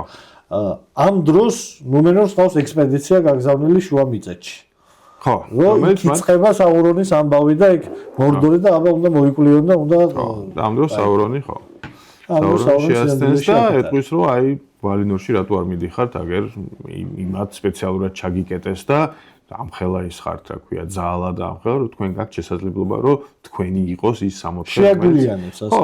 ხო, ძალიან მნიშვნელოვანი ძალაუფლების ის არის ელემენტი რა რომ ხო და ეს მერე იმაშიც ჩანს რომ ამავე ძალაუფლებას უკვე დენეთორი რომელიც ასევე რაღაც თვალსაჩინო შთამომავალი არის ასევე ბროდად იყენებს ხო იმიტომ რომ აღარავის აღარ უსმენს მათ შორის არც ანგელოს არც აქვია გენდალფს და მისი დასასრულიც ძალიან კარგად აღწერს იმას რას ფიქრობდა ტოლკინი იმაზე თუ როგორ კვნის ძალაუფლება და რა ბედი ეწევა შემდგომში ამას. ხო, ეს მიუხედავად იმისა, რომ აიტმოტივად მიყვება რა. კი, მიუხედავად იმისა, რომ დენეტორი რეალურად ტრაიკული ფიგურა არის, ხო, ის შეიწირა აი ამ ძალაუფლებას, რომელიც დათმობა აღარ უნდა, ხო, იმიტომ რომ რეალურად ხო სტიუარტი იყო და რაღაცა ადგილმონაცვლე, ხო, რომელსაც უნდა დაეთმო, მეფე არ იყო, რომელსაც უნდა დაეთმო ადგილი. ჩვენებურად ახლა ვეზირია რა. ხო, აი ახლა და არ უნდოდა რომ რა ის ვიღაცა არაგორნი, არანაირი შთამომავალი ის არ არის გონდორის მეფეების და ასე შემდეგ და ასე. ხო, ამიტომ აი ეგ მომენტი ტოლკინს აქვს, რომ პრაქტიკულად ყველგან როგორ შენ თქვი ლაიტმოტივი არის ის, რომ აი ეს ძალაუფლება, რომელიც როდესაც ადამიანის თავის თავს უფრო მაღლა აყენებს ვიდრე სინამდვილეში უნდა იყოს და გარყვნილია მის ძალაუფლების ციდიადიდან გამომდინარე ის აუცილებლად ისჯება და ის აუცილებლად დაეცემა. და ესეც ხდება. ეგრეც ხდება და ნუმენორით ყველა არ ვახსენე, მნიშვნელოვანი მთელი აი ამ საგის ამბავი და ძალაუფლებას ლაპარაკი ამის გარეშე, ამ წიგნში და ამ ზოგადად ამ სამყაროში შეუძლებელია ბეჭდები. ვერ მარიცის რა არის ბეჭდები, იქნებ ორი სიტყვით უთხრას ჩვენ მაყურებელს, აი რა არის. აი ძალაუფლების კვინტესენცია, ასე ვთქვათ, არის ბეჭედი, ფიზიკური ბეჭედი ეს არის რა არის სხვა ბეჭდები, ერთ წუთი ეგრე ვთქვათ და მე რა ხო როგორ ვიღებთ თავად ბეჭედს. მოგლეთ საურონი სანამ ჯერ კიდევ კაი ტიპად ჩანდა, მათ შორის ელფებთანაც და არა მარტო ადამიანებთან, მან გადაწყვიტა შეეცდინა ელფები და მათ შორის სელებრიმბორი, რომელიც იყო მთავარი, ესე იგი, ოქრომჭედელი ელფების იმისთვის, რომ გააკეთებინა, ანუ ის ეუბნებოდა, რომ აი მოდი ყველა ერთ სალსალკე გავუკეთოთ ბეჭდები, მათ შორის ელფებს, ქვია ჯუჯებს, ადამიანებს და თვითონ კიდე აკეთებდა მორდორში თავის ბეჭედს, რომელიც შეკრავდა და არის კიდეც აი ეს ცნობილი ლექსი, ხო, One Ring to, ხო? Rule them all. ხო, to find them, one to bring them all in darkness binds. ხო, და ეგ იყო ეს და ამიტომ როდესაც გაკეთდა ეს ბეჭდები, რაღაცა 7 ბეჭედი ჯუჯებისთვის, 9 ბეჭედი ადამიანებს, 3 ბეჭედი ელფებისთვის, 3 ელფებს, 7 ჯუჯებს, 9 ადამიანებს, 3 მეფეების რაოდენობით და 1 მას. ოღონდ მან განსხვავება იყო ის, რომ ჯუჯებმა და ადამიანებმა მოასწრეს ამ ბეჭდების გაკეთება და გამოყენება და ამიტომ, როდესაც მან თავის ბეჭედი გამოჭედა, ისინი მის ძალაუფლების ქვეშ მოხვდნენ და ელფებმა არა. და ის 3 ბეჭედი ნენია, ვალია და მესამე სახელი არ მახსოვს, მიეცათ გალადრიელს, გილგალადს, რომელიც მე გელავს და ხო, კიდაც. და მათ ჰქონდათ კირდანს ჰქონდა მე მგონი, ხო. და მათ ჰქონდათ, ანუ გალადრიელი კირდანი და გილგალადი და გილგალადის ბეჭედი მერე და რა ეპოქის ყველაზე დიდი მეფე არის გილგალადი, რომელიც ხო იმ ბეჭედს გადასცემს. ანუ იდეა რა არის? ეს არის დიდი ძალაუფლება, დიდი ძალას ფლობს ეს ბეჭედი და როდესაც ის რაღაცა ერთგვარი აი ეს პრინციპი ეს არის რა. შედის რეაქციაში, ვთქვით, იკეთებს დიდი მართველი, ანუ ვიღაცა ვისაც რაღაც პასუხისმგებლობა აბარია, ის მეტ ძალას იძენს. ის არ მოქმედებს ყველაზე, ხო? ერთნაირად. შეიძლება ბილბო მანდარი მთელი ამბავი მე რომ ვთქვათ ბილბოზე ანუ ემაზე რა ქვია, ჩვეულებრივ არსებებზე რა, რომელიც ამ ძალაუფლებს აბა მათზე იგივე ეფექტი არ აქვს, ხო? მაგრამ ნელ-ნელა ამბავი რომ გაქრობს, იმაშვება, არ ჩანხარ რაღაცებში. ხო, ყველას აქრობს რეალურად და ამიტომ არის რომ ჰობიტებს ძალიან უკვირთან ტომბომბადილმა რომ გაიკეთა და არ გაქრა და ეგ ძალიან კაფეოთ აქ ხაზგასმული ტოლკინს რომ აი ესა და მე ელრონდიც ამბობს რომ კი, ტომბომბადილი არ ხდება საერთოდ ბეჭდების გავლენის ქვეშ, მაგრამ რამდენად დარწმუნებული ვართ, რომ თაურმა მთელი თავის ძალაუფლება ამ მის პატარა ტერიტორიას რო არ დაარტყას მთელი თავის ძალაუფლებით, რომ ის გაუძლებს. მაგაში არ ვარ დარწმუნებული და ამიტომ არის რომ ეს რა ქვია და ამიტომ არის რომ ბორომირი ფიქრობს, რომ მოდი რატო არ უნდა გამოვიყენოთ ჩვენ. და ეგეც ძალიან მნიშვნელოვანი რაღაცა არის, ხო, როდესაც შენ იყენებ ბოროტების წინააღმდეგ ტოლკინისთვის შენც ბოროტი ხდები და ამიტომ არის ეს ბორომირის დაცემის საფუძველი და ამიტომ არვე თანხმები ძალიან არ მომწონს ფარამირის სახე რომ იმან გაუძლო ამ ცდუნებას და გაუშვა ფროდო თავისი ტვირთით და თქვა რომ მე მესვი შენ ამხელა ტვირთი გაკო. ამიტომ ეგ ის არის. როგორ საინტერესო ეს ეგ თაბულა რა 43-ში ხო გამოდის და ეს ხო იწერება რეალურად თავისუფლების დროსაც დიდი ნაწილი იწერებოდა. როგორ გავს რა ყოველ ბოროტების წინააღმდეგ ბოროტება არ მე გამოიყენა რომ რაღაცა თავი მოკავშირედ საბჭოთა კავშირი ხდება იმის რა ქვია. მოკავშირეების ჰიტლერის წინააღმდეგ აი მაგეებზე იმას ხედავ. იმის ის უნდა აღნიშნოთ რომ საბჭოთა კავშირი იყო ჰიტლერის მოკავშირეს ანუ. ხო, მანამდე. ანუ სრულფასოვანი ბოროტება იყო შეგვიძლია თქვა. ყოველთვის და შემდგარ დაინაწილეს პოლონეთის და ბალტიის ქვეყნები, ხო? მარტივ მაგალითია, ხო, ბოროტების ერთ-ერთი ყველაზე დიდი პაქტის. ცხრა ადამიანების მეფე ყველაზე მოწყვლადები გამოდგება, როგორც ჯუჯები რა, ისინი ელფებმა იციან დასწრებში რომ ეგ არ უნდა გაიკეთონ და არ გამოდგება. მაგრამ რაღაცებში იყენებენ, რაღაცებში გამოადგან. ადამიანები და ელფები მაშინათვე იყუნებიან, როცა ეს ემართებათ და ანუ ჯუჯებზე არ ვიცი, ადამიანები რომ ნაზგულები ხდებიან და ხო. პირველი ეგრეც ეძახიან ხოლმე, ხო. დაცემული მეფეები. ჯუჯების ბეჭდები უმეტესწილად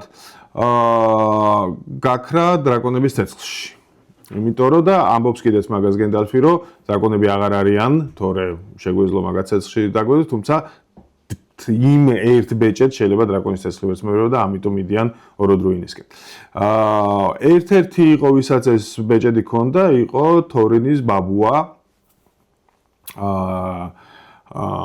თრორი, რომელიც მერე დაიღუპა უკვე ორკებთან ბრძოლაში და მისი ბეჭედის სასწავი და არიციან. თუმცა საურონს ძალიან უნდოდა ამ ყველა ბეჭდის შეგროვება და ესა და ნუ მერე უკვე პოსტფაქტუმ მაგალითად რაც ხობიტში ცხადი არ ჩანს, მაგრამ მერე პოსტფაქტუმ მოგონილი მომენტია, რომ გენდალფს უნდოდა სმაუგის დამარცხება, იმიტომ რომ საურონს არ გამოიყენებია სმაუგი აი ამ ომში, რომელიც აუცილებლად მუდიოდა.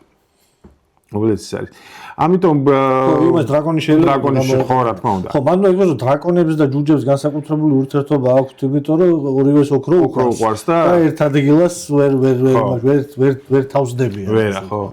სადაც ბევრი ოქროა, იქ დრაკონია და ართმევს და იმაში. სანამარხებია. ხო, ამიტომ ხო, ჯუჯების, დვარფების, ბეჭდების ბევრი არაფერი არა ცნობილი. და ნაზგულები არიან, ქვია, რინგ გრეის ეძახის ტოლკინი, ბეჭდის მატარებელი, ასე ვთქვა და ნუ მათგან ვიცით, რომ თავარი ნაზგული არის ანგბანდის ესეთი კუდიანი მეფე, Witch King of Angmar და რომელიც რამდენიმე საუკუნით ადრე ცხოვრობდა, ვთქვა, აი ამ შუამიწეთის ისტორიის, ბეჭდების ძანების გაცრავად ისტორიის ეპოქამდე. ადამიანები ყველაზე მოწყვალდები გამოდგნენ ამ ამბავში. ხო. მთელი ამ საგის ერთ-ერთი მთავარი ის არის, რომ ხო, ადამიანები არ არიან მთავარი პერსონაჟები იდეაში, სანამ მეოთხე ეპოქა არ დადგება და მთელი ბეჭდების ძანებელი მაგაზია, რომ ადამიანი როგორ ხდება ის, ვინც სამყაროს ადამიანს გადაარჩენს, მე მაინც მთელ სამყაროს. ჰობიტი გადაარჩენს. ხო, ჰობიტი გადაარჩენს, მაინც ხო. მაგრამ ადამიანის როლი ხო, ადამიანის რატო ქვია მაშინ ადამიანის, რატო დგება ადამიანების ეპოქა?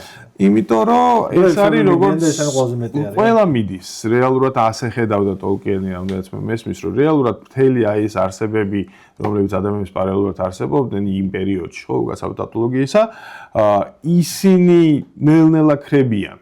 ანუ ნაწილი ის 9 მატარებელი ბეჭდის, ვისაც ჰქონდა ეს ბეჭედი, ისინი ისედაც მიდიან, მაგრამ ნელ-ნელა ეს ჰობიტები, სხვა არსებები, ენტები, ყველაფერი ის ნელ-ნელა გაქრება და რაც დარჩება ის იქნება უბრალოდ ადამიანის ეპოქა. ეგ არის ეპოსური ნაწილიც, ხო, მის შემოქმედების, რომ სადღაც ანუ რეალურად ის მაინც გაჩვენებს ბოლშო, აი როგორ მიდიხარ აქედან, აი ამ ამბებიდან რეალურ სამყარომდე, ადამიანები დასახლებულ. იმიტომ რომ მისთვის ის პერიოდი არის ჩვენი პერიოდის წინამორბედი, ანუ ჩვენ იქიდან მოვდივართ, ის რეალურად არსებობდა. მაგას ამბობს ბოლოს, რომ ეს რაღაცა რა არის, როგორც ყველა ეპოსის, რომ რაღაცა წინა ისტორია, ხო, რა თქმა უნდა. როგორც მაქვია სკანდინავური ეპოსი, ხო, რაგნაროკი რო არის. ხო, რაგნაროკი რო არის, სინამდვილეში რაღაცა ბეჭდების დასრულების პერიოდი, მაგრამ ვიღაცები რჩებიან და ისინი მერე ამაშვები ავითარებენ ამას. ბეჭედი არ არის შემთხვევითი მოვლენა მის, ან ბეჭედი რო ძალაუფლებას წარმოადგენს, ტოლკინის ეგ შემთხვევითი არის, ეგ მოდის სკანდინავიური მითოლოგიიდან ზოგადად. ბეჭედი მარტივ რაღაც არ არის, ბეჭედს ძალიან დიდი დატვირთვა აქვს, როგორც სიმბოლური. ხო, სიმბოლური დატვირთვა აქვს, რა თქმა უნდა, ხო, ყველა იმაში არის და ლოგიკურია, რომ ძალაუფლებას აჩვენებს, ხო. აუს, ოჯახის სიმბოლოც არის იმისი და ხო, შუა საუკუნეებში ზოგადად თუნდაც საქართველოს სამეფოებში ბეჭედი არის. კი, რა თქმა უნდა, ბეჭედი არის ის და ამიტომ არაა გასაკვირი ცხადია, რომ ბეჭედი არის არჩეული და არ არის რამე სხვა არტეფაქტი, რომელიც ასევე შეიძლება ყოფილიყო, მაგრამ იმенно ბეჭედი არის ეს. ბოლოსკენ რო ვთქვათ, შენ დასაწყისში ვთქვით, მაგრამ ბოლოსკენ უფრო საინტერესო იქნება ეს რაღაცა თან რჩევაც ერთგვარი შენგან. იმიტომ რომ ამოწურვადია სამწუხაროდ ბეჭდების ბრძანებელი წარიგითხავ რა ტოლკინს და ეც რომ ნუ აღარ გაგრძელდება განსხვავებით მარტინის ფანებისა რომლებიც ჩემი აზრით აბსოლუტურად ტყუილა ელოდებიან რომლებიც დაამთავრებს არ დაამთავრებს ტოლკინის არ იყოს მარტინის წავიკითხე მანამ სანამ სერიალი გამოვიდოდა ხო მეც და არ არის ძალიან ტყუილა ველი არა შანსი არ უნდა დავებოთ მაგას განსხვავებით ამისგან ნუ მოლოდინს არსებობს იმიტომ რომ ნუ აღარ არის ხო ეს ყველაფერი მაგრამ არის მთელი ეპოქა რომელიც შეიქმნა ამის შემდეგ რომელზეც მე ბევრი რაღაც არის რაზეც მინდა რომ მე ამ სერიებშიც ვისაუბრო ხო ჩვენ მქონდა პირველი ტახტის თამაშები და ცეცხლის და ყინულის საგა, შემდეგ მინდა უცოდ ვისაუბრო შემდეგ აცემში იგივე დიუნის საგაზე, იგივე ვარსკვლავური მიზა შემდეგ, მაგრამ ტოლკინო სათავე ჩაუყარა მთელ ამ ჰაი ფენტეზის. მთელი ჰაი ფენტეზი არის ისა. რა არის ეს ჟანრი? მის მერე ვინ არიან ყველაზე დიდები შენეც ვინც აგრძელებს და რას ურჩევდი ჩვენ მაყურებელს რომ წაიკითხოს. ხო, ნუ ჰაი ფენტეზი არის რეალურად ჟანრი, სადაც არიან მეფეები, ჯადოქრები ელფები, სხვადასხვა ისინი, სადაც არის სამყაროები და აი ამ სამყაროებში არის სახელმწიფოები, რომლებიც ერთმანეთს ებრძვიან, რაღაცა კონფლიქტის ის ცხადია არის. ბევრი არის პრინციპში, ანუ მე რაც ძალიან მომწონს ახლა ბოლო პერიოდში დაწერილი, აი ბრენდან სანდერსონი ვახსენე კიდეც და მისი Stormlight Archive ქვია, რომლის პირველი 5 წიგნი გამოვიდა, ახლა მეხუთე გამოვიდა ახლა. ეს Mistborn-ი და Mistborn-ი არის, სხვა არის, სხვა საგა არის, თუმცა მაგათ აქვს რაღაცა, ანუ ეს ერთი სამყაროს ნაწილი არის და ასე როგორც პარალელური სამყაროებია, რაღაცა დამაკავშირებელი პერსონაჟებიც კი ყავს. Mistborn-ი ახლა ძალიან პოპულარულია. Mistborn-ი ძალიან პოპულარულია. ხო, იმიტომ Mistborn-ი არის ნათარგმნი ქართულად და Stormlight-ი მე მგონი არ არის ნათარგმნი ქართულად. მაგრამ მე უფრო მომწონს Stormlight-ი. უფრო ეპიკური არის, უფრო საინტერესო არის ჩემთვის.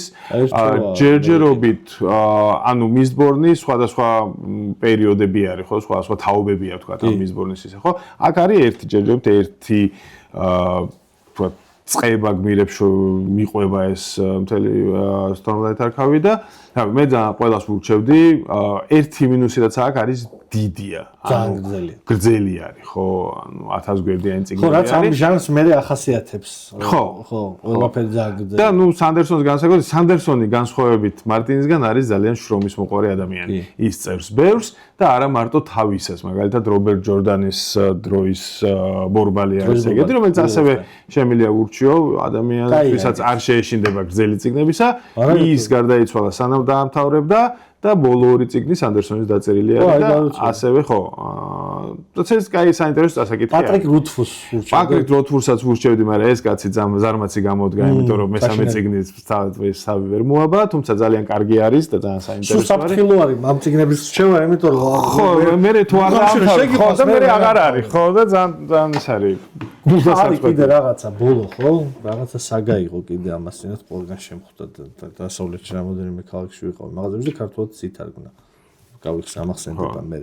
ბევრია მოკლედ ესეთი კარგი, მაგრამ რუთფურსიც და ბენო სანდერსონი არის უფრო ბენო სანდერსონს. მე სანდერსონს ვურჩევდი ბოლო პერიოდში წავიკითხე, ანუ თან იმედსაც გავუცრუებს სადღაც დაამთავრებს ამ ყველაფერს. ნუ პირველი, ანუ ეს მეხუთე რომელჯერ არ წამიკითხავს, მაგრამ წავიკითხა აუცილებლად ცოტა მეტი დრო რომ ექნება, იმიტომ დიდია. ერთ თელიმას ხურავს, როგორც ამბობენ და მე მეორე 5 წიგნი უნდა დაწეროს, რომელიც უკვე მუშაობს და პატიოსანი კაცია და ახალგაზრდაც არის შედარებით, ამიტომ შეგვიძლია იმედი გქონდეს, რომ კიდე დაწერს. გიორგი ბაქრაძის რეკომენდაცია არის მიდის ბრენდონ სანდერსისგან, იმიტომ რომ ხო, იმედები სანდერსონისგან, რომელიც იმედებს არ გაგვიცრუებს, მოკლედ დაუსრულებელი რომანებით. ანუ ჩვენ შეგვიძლია ვთქვათ, რომ ფენტეზი არის უფრო მე-20 საუკუნის ჟანრი. მანამდე ხო რა არის ამის ჩანასახი? ეგ არ ვთქვი ხო დღესასწრებში, რომ science fiction-ი ბევრად უფრო ძველი ამბავია, ხო? ხო, თუმცა რაღაც თვალსაზრისით ახლა ოდისეა მაგალითად ფენტეზია. იქ არის სხვადასხვა ხალხები, სხვადასხვა არსებები, არ არის თქვა high fantasy, იმიტომ რომ რაღაცა ერთმანეთში სახელმწიფოების და ვიღაცა ომი არ არის, მაგრამ ის დადის აქეთ-იქით და იქ ლოტოფაგებს ხდება, იქ სირენას ხდება, იქ სტილას დახარიბდა და ვიღაცები და ხო, ანუ რაღაცა fantasy არანაკლებ ძველი არის ჩემი აზრით თუ science fiction-ი, ხო? Science fiction-ი რაღაც თვალსაზრისით შეიძლება ვთქვათ ლუკიანიდან დაიწყო, რომელიც პირველად აღწერა მთვარეზე მოხვედა ადამიანის და ნუ sci-fi არის, ხო, მთვარეზე მოხვდა რა. მაგრამ ფენტეზია კიდე უფრო უკან მიდის რაღაც ახალ თვალსაზრისით, ხო? გილგამეშიც ფენტეზია ახლა რეალურად. ხო, ამიტომ შეიძლება თქვა, რომ ხო, ფენტეზია, იმიტომ რომ ისინი არის, ხო, მაგრამ ის ფენტეზი, რომელიც დღეს არის, ეს რა თქმა უნდა ტოლკინიდან მოდის. და ერთ-ერთი ბოლო კითხვა, მარტინ შენ ეზრით ფენტეზია, Game of Thrones, ანუ აი ისა, ყინულისა და ცეცხლის საგა ფენტეზია. მარტინი მე ხო, რაღაც თვალსაზრისით ფენტეზია, იმიტომ რომ იქ ცოტა ჯადოქრობა არის და იქ რაღაცა მაქვია White Walker-ები არიან და იმ მელისანდას ჯადო და რაღაცები არის, დრაკონები თავისთავად და ამ შემდეგ, ხო? მაგრამ მარტინი ძალიან ისეთი გადამღერება არის ევროპის ისტორიისას, ხო? ხო, ნუ ეგ ეხლა ლანკასტერები და იორკები ხო ცხადია. ვარდების ომია. მაგრამ ხო რაღაც თვალსაზრისით ფენტეზია. სხვა შორის ეს არ ეხება ფენტეზის. მეფეები ხო, ლეღვა მოდის ხო რაღაც ხო ცხადია რა თქმა უნდა. რომელიც სხვა შორის ძალიან მიყვარდა და არ ვიცი ქართულად არის ნათარგმნი თუ არა. არის ქართულად ნათარგმნი. ხო, მე რუსულად წავიკითხე და მაგალითად გენიალური მართლა ეგ ისეთი არა. კი, 7-ვე წიგნი, ხო. მორის დრონზე არის საუბარი. ხო, ქართულად როგორ თარგმნება? დაწყევლილი მეფეები. ხო, მაგრამ აი მაგაზე გამახსენდა ფენტეზის არეხება, მაგრამ ძალიან ეგეთი მე ძალიან მიყვარს, კანადელი მწერალი არის გეი გებრიელ კეი. რომელსაც აქვს ფენტეზიც აქვს რაღაც ნაწარმოებები, მაგრამ ბოლო პერიოდში რასაც წერს, ეს არის ევროპის ისტორიის გადატანა სხვა სამყაროში. ოღონდ ძალიან ბევრი პარალელი ჩანს რა, რაღაც იქ არიან მუსლიმები, რომელსაც სხვა ძახის, არიან ქრისტიანები, რომელსაც სხვა ძახის, არიან იუდეველები ასევე და იქ იცნობ რა, ანუ იქ არის თქვათ არაბების ანდალუსიაზე რაღაცა სიდი არის ვიღაცა. ოღონდ თავის სახელები ახლა ბოლო პერიოდი ბოლო რამდენიმეც წავიკითხე არის შუა საუკუნეების იტალია, თავისი კონდოტიერებით და იმათი და ყველას მურჩევი ისევ და ისევ ქართულად არ არის მე მგონი ნათარგმნი, მაგრამ ინგლისურად გეი გებრიელ კეი. აბსოლუტურად გირჩევი, რომ ძალიან კარგი არის და კიდე ერთი რაღაცა, რაც ფენტეზი წავიკითხე ამ გახსენებაზე, არის ეგეთი უკრაინელი მწერალი რომან სურჟიკოვი. კიეველი მწერალია, რომელიც უკრაინაში კიევში ცხოვრობს. უკრაინელი არის, მაგრამ წერს რუსულად. და დაწერა ციკლი პოლარისი, რომელიც ასევე მოფენტეზიო ციკლი არის და ძალიან საინტერესო არის, იმიტომ რომ 6 ისიც დიდ წიგნებს წერს, 6 რაღაც 1000 გვერდიანი წიგნი არის და ძალიან სწრაფად წავიკითხე, იმდენად კარგად წერს. რუსები კარგები არიან სხვაშორის, უკრაინელებს რუსებიც საქვთ ეს ნამდვილად მეტნაკლებად, მაინც.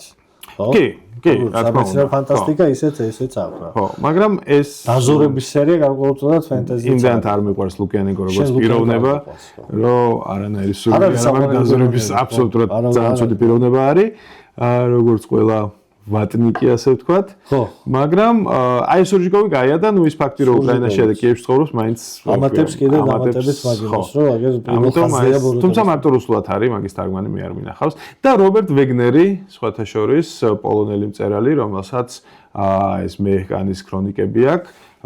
ეგეც მარტო რუსულად არის, ხელმისაწვდომი, სხვა თარგმანი არ არის, მაგრამ ასევე ძალიან კარგია და ძალიან საინტერესოა. ამანაც შეწყვიტა წერა მე-6 წიგნის მე. ხო, ნუ ეხლა მართლა ამდენიმაც რო წერ ახასიათებს ეგ ამბავი. ძალიან დიდი მადლობა. მადლობა რჩევებისთვის, მადლობა საინტერესო საუბრისთვის ამ სამყაროზე, რომელზეც შეგვიძლია კიდე ბევრი საათი ვილაპარაკოთ, რაღაცა ფორმატები არსებობს. თუ დაგაინტერესებთ, აუცილებლად მოგწერეთ.